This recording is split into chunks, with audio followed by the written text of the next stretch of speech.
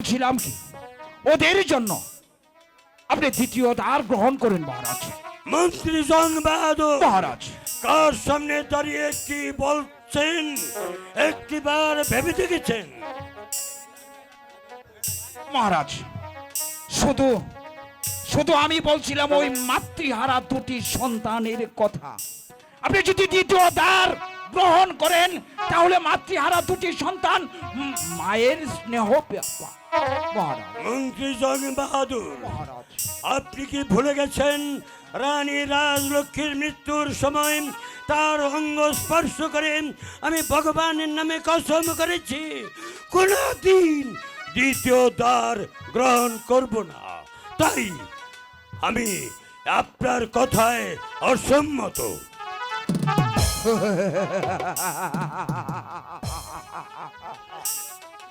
রাজা ধনপতি রায় চলে বলে কলে কৌশলে আমি আপনাকে দ্বিতীয় দ্বার গ্রহণ করাবো। মা মা মা মাগো, তোমার এই অদম ছেলে তুমি একটু দেখে রেখো। মা কালী, আমি তো ক্ষত্রিয় ব্রাহ্মণের সন্তান, তুমি দেখে রেখো আমি যেন ধনপতি রায়কে দ্বিতীয় দ্বার গ্রহণ করাতে পারি। আর তারপর আমি এই ধর্মপুরের রাজ্যটা পুরে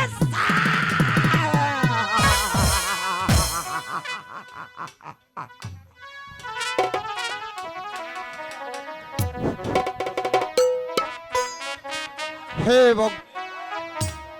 রাজ্যর স্কুলের মর্যাদা মানে মর্যাদা রাখতে গো ঠাকুর তুমি আমাকে সাহায্য করো। কিন্তু আমার বল্লকালের এগে বন্ধু ছিল মেরে কাশেম, কিন্তু একই সঙ্গে খেলাধুলা করেছে, একই সঙ্গে মাঠে লেখাপড়া করেছে, কিন্তু ভাগ্যের কি নির্মম পরিহাস, তার এবার চাষির বাড়িতে চাকরি হলো আর আমি হলাম সামান্য স্কুলে মাস্টার। মাস্টার একই কালী কণ্ঠস্বর, এই কণ্ঠ যে আমার শো পড়েছে তা মনে হচ্ছে। তবে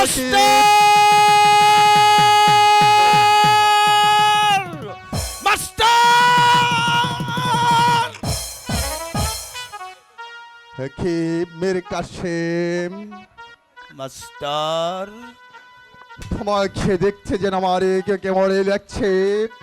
বলো মেরে কাশেম, রাজীবের কি সংবাদ? মাস্টার, একসাথে লেখাপড়া করেছি, একসাথে খেলাধুলা করেছি, রাজকার্য নিয়ে বন্ধু তোমার কাছে আসতে পারি না। ওগো বন্ধু, তুমি জানো না রাজবাড়িতে রাজলক্ষ্মী রানী রাজলক্ষ্মী নেই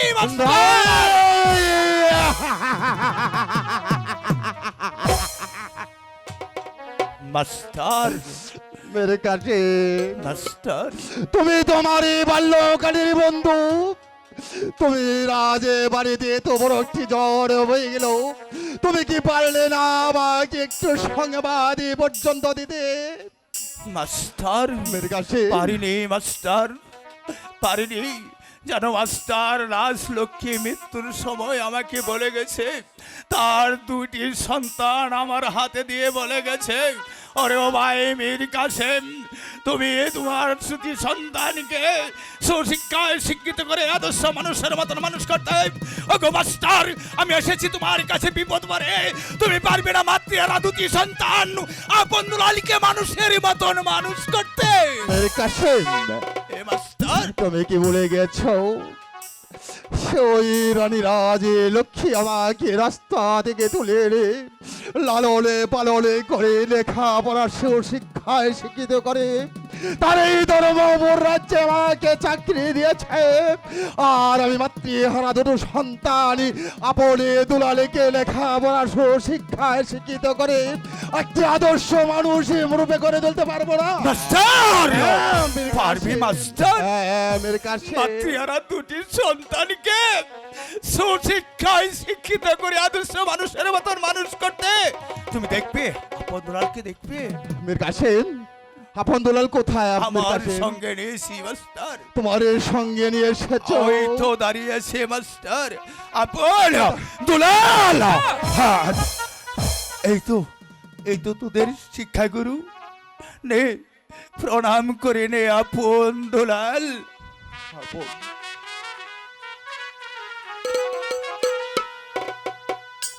ওরে আব্বাফি আপন, ওরে দুলালে তোর আমারই বুকে আয়।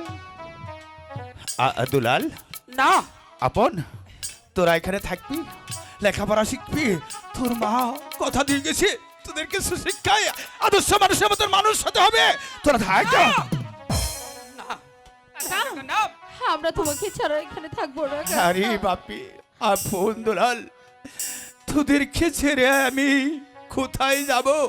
আমি আসবো, তোদেরকে দেখে যাব। তোর পিতা মাতার সঙ্গে কথা দিয়েছি, তোদেরকে লেখাপড়া শিখতে হবে, ধর্মপুর রাজ্যে পরিচালনা করতে হবে। আমাকে ধর্মপুর রাজ্যে যেতে হবে। আমার মন বলছে ওই ধর্মপুর রাজ্যে একটা বিভীষিকার আগুন জ্বলবে, সেই বিভীষিকার আগুনে আমাকে অংশগ্রহণ করতে হবে। তোদেরকে এখানে থাকতে হবে, আমাকে বিদায় দে। না কাকা, না, তুমি চলে গেলে আমরাও এখানে থাকবো না। না রে, আমি তোদেরকে ছেড়ে কোথায় যাব? ওই দেখছস, সে দেখ আপন, সে দেখ সুন্দর দুটি পাখি কেমন করে খেলা করছে। পাখি? হ্যাঁ, ওই দেখতে পাচ্ছি না তো। দাদা, এই কোথায় পাখি দাদা? ঠিক আছে মেরে কাছে। কোথায়? এই দেখতে পাচ্ছি না। ও কাকা!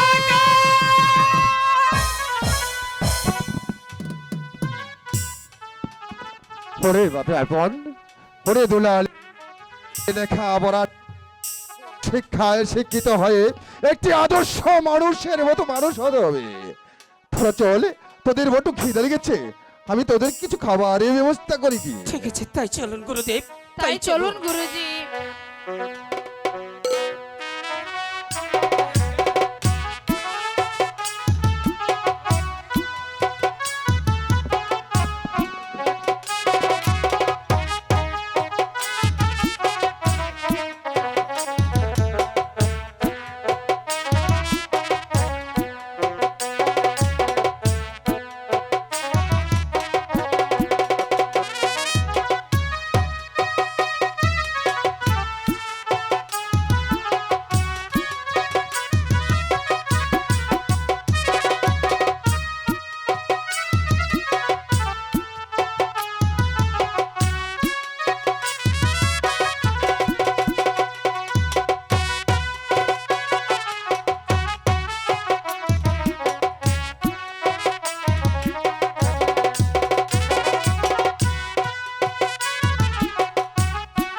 হ্যালো হ্যালো হ্যালো, সম্মানিত সুধী দর্শক মন্ডলী, আমরা এখন চলে যাচ্ছি অঙ্কে। আপনারা ধৈর্য সহকারে সমান করবেন। এখন আপনাদের সম্মুখে নৃত্য নিয়ে আসছেন শুধু ঢাকা থেকে আগত শারমিন। পাহাড় বাইয়া যায় বাবা।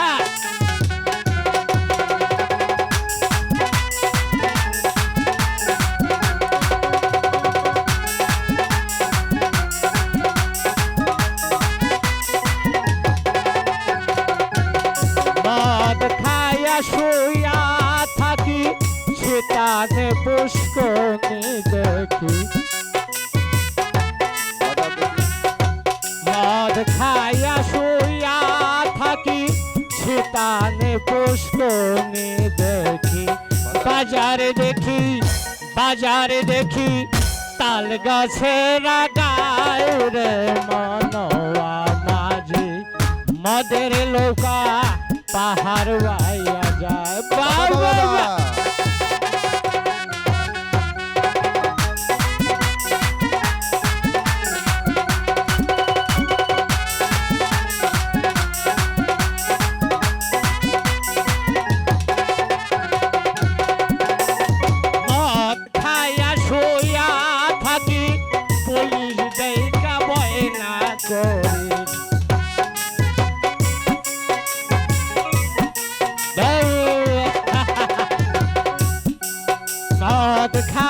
শুয়া থাকি পুলিশ দেখা বয়না করি কাছে এসে ডান্ডা মেরে সোজা করে দেয় রে মনোয়া বাজি মদের লোকা পাহাড় বাইয়া যায়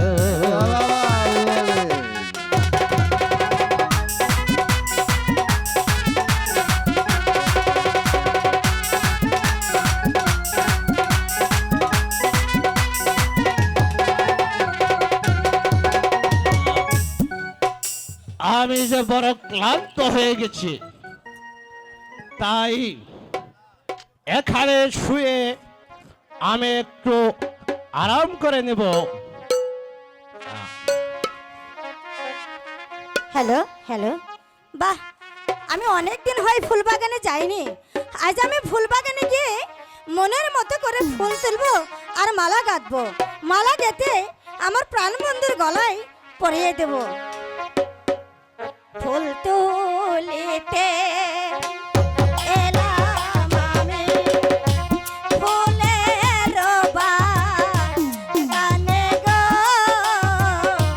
ফুলের বাগানে।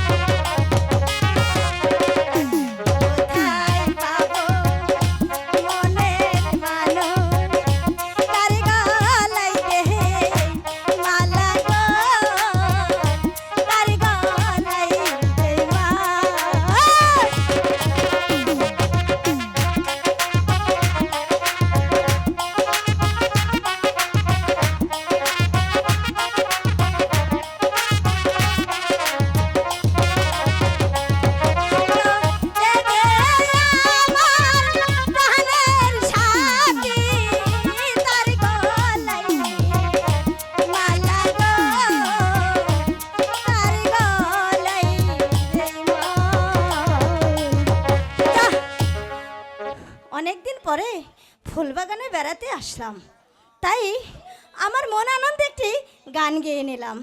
এবার ফুল তুলি আর মন আনন্দে মালা গাঁথি।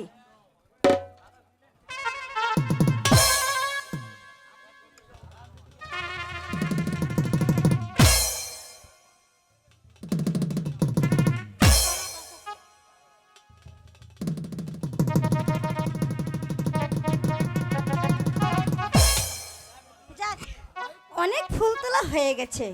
যা, আমি যতগুলো ফুল তুলেছি তাতে আমার কয়েকটি মালা হবে। এবার আমি মালাতে আমি প্রাসাদে গিয়ে গাঁথবো। এবার আমি আসি। বাবা, এ কি আমাদের ফুলবাগানে আমার পিতার আদেশ ছাড়া আমাদের বাগানে কে প্রবেশ করলো? এ তো দেখা যাচ্ছে একটি মানুষের মতোই, তবে নিশ্চয়ই মানুষ হবে, কিন্তু কিভাবে ঢুকলো আমাদের বাগানে?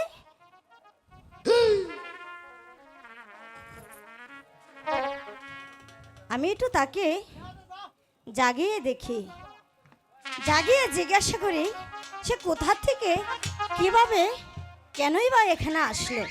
আমি একটু তাকে জাগিয়ে দেখি। কে গো তো